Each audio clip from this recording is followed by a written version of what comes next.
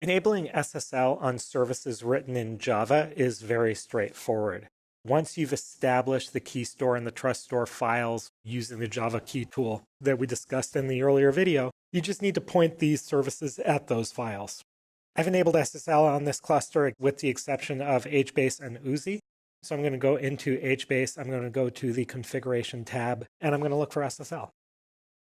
We have Web UI SSL encryption enabled. To SSL enable HBase, you're basically talking about the Web UI, and we're going to enable that, and then we're going to enter in the path to the key store file and the password. And that's pretty much all there is to it for HBase. We'll make a similar change with the Uzi service and then start those up.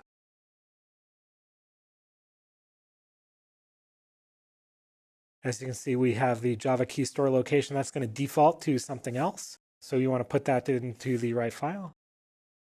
And then also enter in the path to the trust store.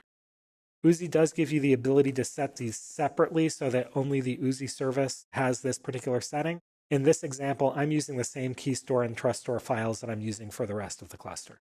Check Enable TLS SSL. And once we've made those changes, we can go ahead and start these services. Since we've changed the Uzi service, it's also prompting to restart Hue. That's okay.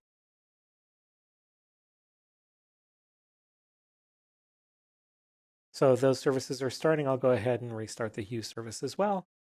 As you can see, you can click on the restart cluster link. It will actually show you the changes that it needs to make. In this case, it's saying you've changed the HTTPS to Uzi. So you'll see HTTPS show up, and you want to click restart on that as well.